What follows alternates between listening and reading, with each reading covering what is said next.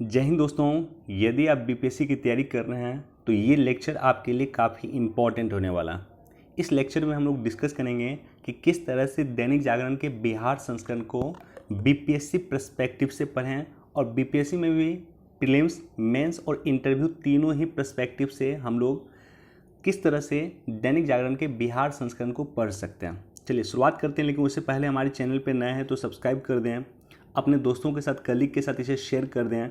कोई क्वेश्चन पूछना चाहते हैं, कुछ सुझाव देना चाहते हैं तो कमेंट सेक्शन में दे सकते हैं और वीडियो को निश्चित तौर पे लाइक कर दें। गांधी सेतु एक समय में इंडिया का सबसे बड़ा पुल हुआ करता था। अभी भी भारत में इसका तीसरा स्थान है। भारत में तीसरे स्थान पे गांधी सेतु को वर्तमान में है लंबाई के दृष्टिकोण से, और इनके दोनों ही लेन का उद्घाटन कल कर दिया गया है।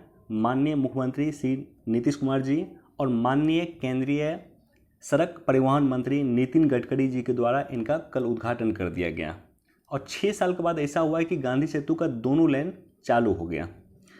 अब देखिए एग्जाम पर्सपेक्टिव से इम्पॉर्टेंट क्या है। एक तो गांधी सेतु अपने आप में एग्जाम पर्सपेक्टिव से इम्पॉर्टेंट है। गांधी सेतु की बेसिकली शुरुआत हुई थी 1972 में, 1972 में शुरुआत हुई थी और 1982 में इसका निर्माण हुआ था। तत्कालीन प्रधानमंत्री श्रीमती इंदिरा गांधी जी के द्वारा इसका उद्घाटन किया गया था। तो ये सब बेसिक पॉइंट है जो याद रखिएगा। उत्तर बिहार को दक्षिण बिहार से कनेक्ट करता है। कई बार आपको एनएच पूछ देता है कि किस एनएच को किस एनएच से कनेक्ट करता है, तो यहाँ पे दिया हुआ बेसिक इन्फॉर्मेशन पेज नंबर 2 पे, राजधानी स्थित राष्ट्रीय राजमार्ग 30 यानी पटना के जो है NH30 और हाजीपुर का NH19 को ये जोड़ने का काम करता है। NH30 जो पटना में है और NH19 जो हाजीपुर में है, इसको कनेक्ट करने का काम करता है गांधी सेतु। तो ये सब बेसिक इन्फॉर्मेशन है जिसको आप लोग पढ़ सकते हैं, नोट कर सकते हैं, प्रीलिम्स में पूछा जाता है। और साथ ही साथ यहाँ पे एक NH85 का जिक्र किया गया। बीपीएससी का प्रीवियस ईयर का पेपर देखिएगा, NH85 पे बीपीएससी ने ऑलरेडी पहले क्वेश्चन पूछ लिया। तो इसलिए ये सब NH जो है जहाँ पे हम काम कर रहे हैं, सरकार काम कर रही है, सरकार पैसा इन्वेस्ट कर रही है, वो एग्जाम पर्सपेक्टिव से भी कहीं ना कहीं इम्पॉर्टेंट हो जाता है। तो ठीक है, इसको देख लीजिएगा। बाकी यहाँ पे कुछ इंपॉर्टेंट इन्फॉर्मेशन है, इसको आप लोग देख लीजिएगा और इसको भी एक बार आप लोग देख लीजिएगा। अब इसके अलावा इथेनॉल बनाए जाने को लेके सीमा नहीं रखी जाए नीतीश। तो माननीय मुख्यमंत्री ने केंद्र सरकार से रिक्वेस्ट किया है कि जो एथेनॉल की एक निश्चित सीमा रखी गई है कि बिहार इतना ही एथेनॉल का उत्पादन कर सकता है, एक लिमिट सीमा रखी गई है। तो माननीय मुख्यमंत्री जी के द्वारा केंद्र सरकार से रिक्वेस्ट किया गया कि आप इस लिमिट सीमा को हटाइए। अगर ऐसा होता है तो बिहार भारत में सबसे अधिक एथेनॉल का उत्पादन करेगा, और अगर ऐसा होता है तो राष्ट्रीय बायोफ्यूल पॉलिसी 2018 में जो आई थी, जिसका टारगेट है कि 2025 तक हमें 20% एथेनॉल मिलाना है पेट्रोल में, तो उस टारगेट को हम लोग समय से पहले अचीव कर सकते हैं। एथेनॉल को लेकर के लगातार बातचीत चल रही है, तो एथेनॉल पे एक पर्सपेक्टिव आपके पास होना चाहिए, एक नोट्स आपके पास होना चाहिए। एथेनॉल पॉलिसी लाने वाला बिहार देश का पहला राज्य बन गया है। तो एथेनॉल के लिए सरकार कई सारे काम कर रही है। हाल में ही आपने देखा होगा कि मुख्यमंत्री जी के द्वारा पूर्णिया में एथेनॉल का प्लांट का उद्घाटन किया गया है। बिहार में मक्के की उत्पादन काफ़ी मात्रा में होती है, तो इसलिए मक्का से एथेनॉल जनरेट करने का काम किया जा रहा है। तो इस तरह का काम बिहार में हो रहा है और ख़ास करके अभी एथेनॉल पर बिहार सरकार काफ़ी फोकस कर रही है। तो प्रीलिम्स, मेंस और इंटरव्यू तीनों ही पर्सपेक्टिव से एथेनॉल नीति बिहार सरकार की जो है उसको आप लोग देख लीजिएगा।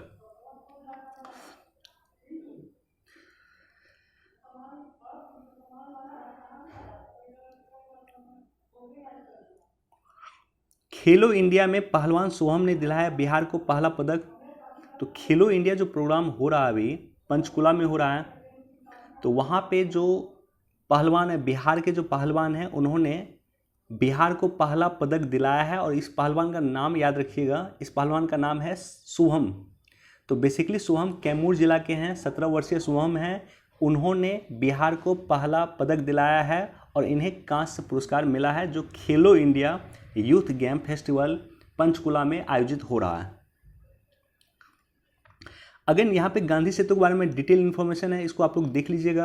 और कुछ बेसिक इन्फॉर्मेशन है जो नोट कर लीजिएगा कि NH30 को NH19 से कनेक्ट करने का काम करता है गांधी सेतु।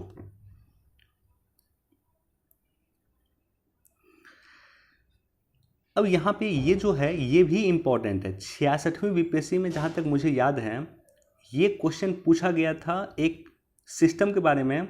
उस सिस्टम का नाम है CFMS,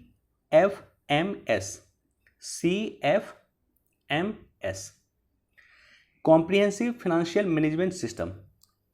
इसका हम लोग यूज करते थे।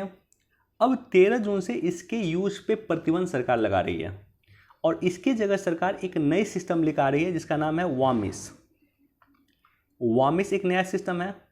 इसको हिंदी में कहा जाता है work and account management information system. तो वामिस एक नया सिस्टम सरकार लेकर आ रही है जो CFMS को रिप्लेस करने का काम करेगी। तो CFMS के बारे में ऑलरेडी बीपीएससी ने क्वेश्चन पूछा था और वामिस के बारे में भी बीपीएससी क्वेश्चन प्रीलिम्स में भी पूछ सकता है, मेंस में भी ये टॉपिक इम्पॉर्टेंट है। अब इसका काम क्या होगा? इसका काम बेसिकली होगा कि योजनाओं की निगरानी करना, वित्तीय निगरानी करना और योजना समय पे बन रहा है या नहीं बन रहा उसको देखरेख करना। तो वित्तीय निगरानी के संबंध में वामिस सरकार लेकर आ रही है जो CFMS को रिप्लेस करेगी। गंगा जल आपूर्ति योजना सबसे अलग। अगर आप बिहार के न्यूज़ को फॉलो कर रहे हैं तो पिछले कुछ समय से जल प्रबंधन में बिहार काफ़ी अच्छा काम कर रहा है। जल संसाधन मंत्री है संजय झा जी। आज से कुछ दिन पहले आपको याद होगा कि इन्होंने DPR बनाने की चर्चा किया था कोसी मेची परियोजना को लेकर के। कोसी को हमें मेची से कनेक्ट करना है और कोसी से अगर मेची कनेक्ट हो जाएगा तो कोसी के जो एक्सेस पानी है वो हम मेची में ट्रांसफ़र करेंगे। मेची में ट्रांसफ़र करेंगे तो सीमांचल का जो क्षेत्र है हमारा वहाँ पे सिंचाई हो पाएगी। 2 लाख से अधिक हेक्टेयर में सिंचाई वहाँ पे हो पाएगी, पीने का पानी लोगों को मिल पाएगा और कोसी में भी बाढ़ से निजात हो सकती है। DPR मतलब होता है डिटेल प्रोजेक्ट रिपोर्ट और इसे जो है इस वर्ष कंप्लीट कर लेना है। इसका आदेश ऑलरेडी बिहार सरकार ने दे दिया। अब दूसरा देखिए, गंगा के जो पानी है, गंगा के पानी को हमें जो एक्सेस पानी है उसको हमें ट्रांसफ़र करना है। कहाँ? तो हमें करना है दक्षिण के जो हमारे ज़िला हैं वहाँ पे करना है। जैसे राजगीर करना है, नालंदा करना है, बोधगया करना है। राजगीर, बोधगया, नवादा और गया, ये 4 जगह फिलहाल अभी इसको कनेक्ट करना है। बाकी बाद में अदर जगह भी कनेक्ट किया जाएगा। तो गंगा में जो हमारा बाढ़ आता है उस पानी को अगर हम ट्रांसफ़र कर देंगे दक्षिण बिहार में, तो दक्षिण बिहार में जो पीने की समस्या है पानी की, नवादा हो, बोधगया हो, गया हो, वहाँ पे जो पीने की समस्या है उस पीने की समस्या का समाधान हो जाएगा। गंगा के पानी को प्यूरिफाई करके लोग उसको पी सकते हैं। तो इसे ही कहा गया गंगा जल आपूर्ति योजना, जो बेसिकली 4 जगह को कनेक्ट करती है या 4 जगह जहाँ पानी लोग यूज करेंगे, गया, बोधगया, नवादा और राजगीर, ये 4 जगह लोग इसका पानी का यूज कर सकेंगे। बाकी जल जीवन हरियाली परियोजना भी बिहार सरकार की महत्वाकांक्षी परियोजना है, इसके बारे में भी आपको ज्ञात होनी चाहिए। साथ ही साथ मुख्यमंत्री 7 निश्चय योजना 2.0 के अंतर्गत जो भी 7 ही प्लान है उस 7 ही प्लान के बारे में बेसिक इंफॉर्मेशन याद रखिएगा, क्वेश्चन पूछा जा सकता है।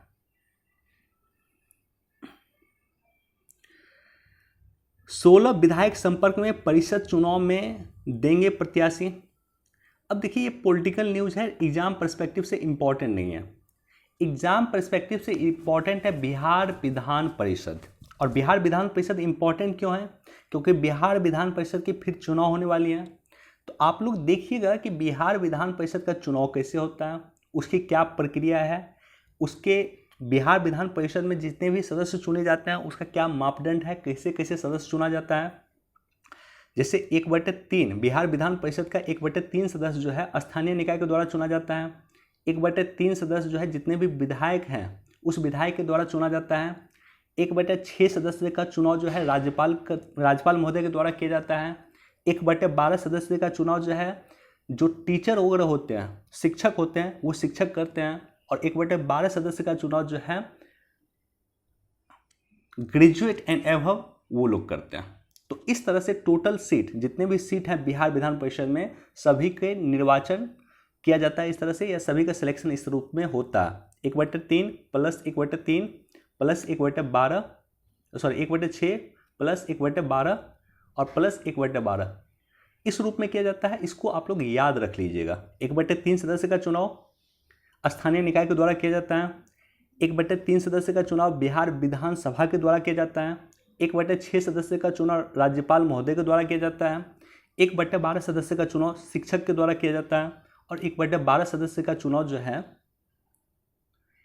ग्रेजुएट एंड एबव के द्वारा किया जाता है।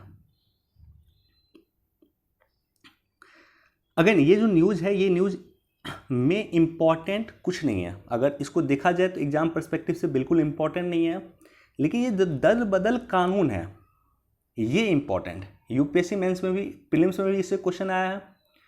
जो प्रीलिम्स 5 जून को हुआ उसमें भी यहाँ से क्वेश्चन आया, बीपीएससी में भी क्वेश्चन आता है। तो दल बदल कानून का जो नियम है, उस नियम को आप लोग देख लीजिएगा।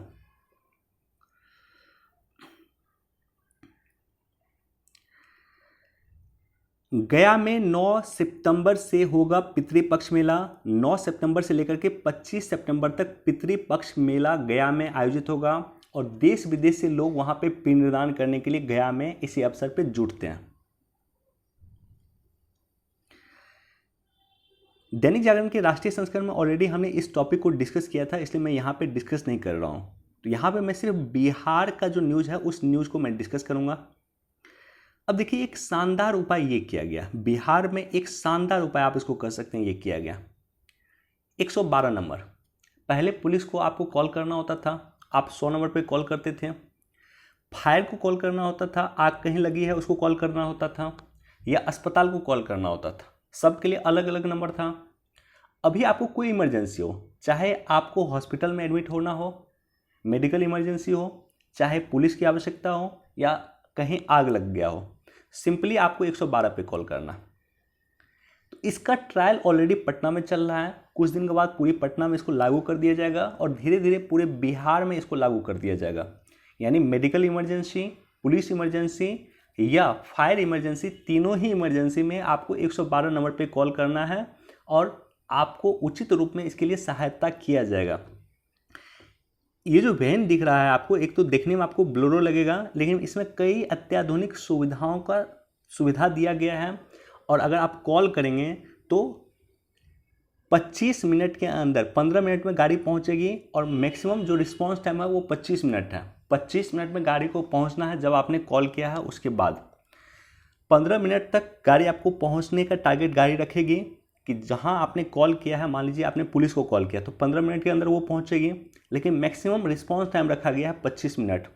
और 1 किलोमीटर के दायरे में जो है गाड़ी गश्त करती रहेगी। 24 घंटे 1 किलोमीटर के दायरे में गाड़ी जो है उसको दस्त करती रहेगी। इसको कहा गया है इमरजेंसी रिस्पांस सपोर्ट सिस्टम। तो इमरजेंसी रिस्पांस सपोर्ट सिस्टम के माध्यम से ही 112 नंबर का ट्रायल शुरू किया गया।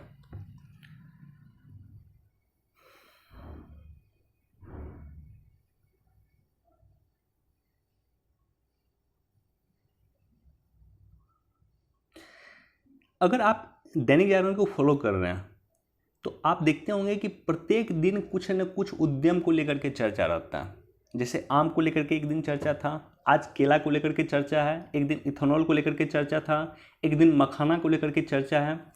तो आप डेली अगर इसका नोट्स बनाइएगा तो फिर उद्योग के पॉइंट ऑफ व्यू से आपका नोट्स काफ़ी इनरिच हो जाएगा। तो दैनिक जागरण से प्रत्येक दिन कोशिश कीजिए कि इस तरह का जो न्यूज़ आता है कि केले का हमारे बिहार में ये स्कोप है, आम का हमारे बिहार में ये स्कोप है, या मखाना का हमारे बिहार में ये स्कोप है, इन सबों को लेकर के एक समृद्ध आपके पास नोट बन जाएगा जो एग्जाम पर्सपेक्टिव से भी इंपॉर्टेंट होगा, प्रीलिम्स, मेंस और इंटरव्यू तीनों ही पर्सपेक्टिव से इंपॉर्टेंट होगा। तो इसको जरूर आप लोग नोट कीजिएगा। डेली मैं देख रहा हूँ कि बढ़ता बिहार बढ़ता उद्यम नाम से डेली आपको इस तरह के न्यूज़ आते हैं, 1 या 2 न्यूज़ डेली मिलेगा आपको।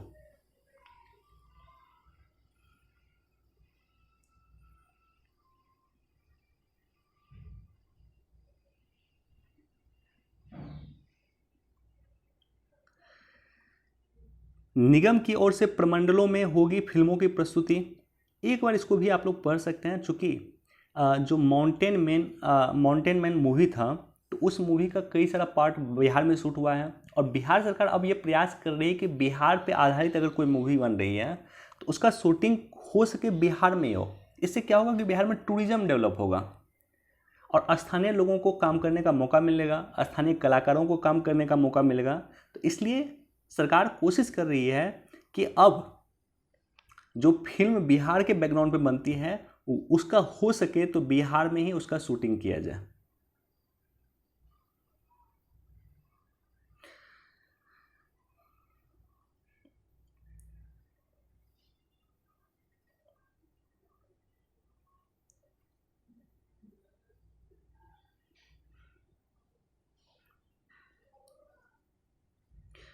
ऑलरेडी ये सब न्यूज़ हम लोगों ने दैनिक जागरण के राष्ट्रीय संस्करण में डिस्कस कर दिया है, तो मैं यहाँ पे डिस्कस नहीं कर रहा हूँ।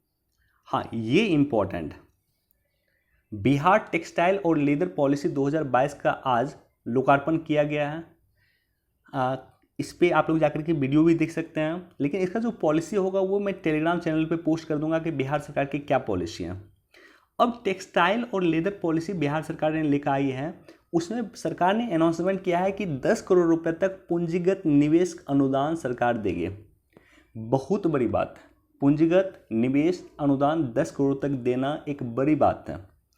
80 लाख रुपए प्रति वर्ष तक बिजली जो विद्युत शुल्क होगा उसमें अनुदान देगी सरकार। 10 लाख रुपए तक पेटेंट करवाने में सरकार अनुदान देगी। 5,000 रुपये प्रति कर्मी रोजगार सृजन के लिए दिया जाएगा, यानी अगर जो प्लांट लगेगा उसमें अगर 1,000 एम्प्लॉयज़ काम कर रहे हैं तो सरकार 5,000 रुपये प्रति एम्प्लॉयज़ देगी, ताकि बिहार के लोगों को रोजगार प्रोत्साहित करे वो उद्योग। और बेसिकली सरकार ये 5 साल के लिए देगी। तो सरकार काफ़ी बड़ी नीति लाई है कि किस तरह से बिहार के लेदर और टेक्सटाइल उद्योग को हम समृद्ध कर सकें। कल मैं सुन रहा था माननीय मंत्री जी का, शहनवाज हुसैन जी का, वो स्टेटमेंट दे रहे थे कि बिहार के एम्प्लॉयज़ ही आज अदर जगह काम कर रहे हैं लेदर और टेक्सटाइल में। अगर वो लोग लौट के बिहार में काम करना शुरू कर दें तो बिहार की जो टेक्सटाइल है वो बांग्लादेश से और वियतनाम से भी आगे चली जाएगी। तो इस रूप में आप देख सकते हैं कि सकारात्मक कदम काम किया जा रहा है, सकारात्मक रूप से सरकार आगे बढ़ रही है, और सरकार कोशिश कर रही है कि बिहार को फिर से एक बार इंडस्ट्रीज के रूप में डेवलप करें।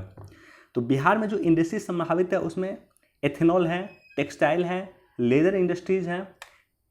जब टेक्सटाइल इंडस्ट्रीज की मैं बात कर रहा हूँ तो आप लोग चनपटिया मॉडल को याद रखिएगा, क्योंकि 21 अप्रैल को पश्चिमी चंपारण के डीएम को राष्ट्रीय अवार्ड से सम्मानित किया गया था। सिविल सेवा जो डे होता है, सिविल सेवा दिवस 21 अप्रैल को मनाया जाता है, और उसी दिन बिहार के चनपटिया मॉडल के लिए पश्चिमी चंपारण के डीएम को राष्ट्रीय स्तर पर सम्मानित किया गया था। चलिए, इतना ही न्यूज़ था। वीडियो देखने के लिए आप सभी को धन्यवाद। Thank you so much. Thanks for watching.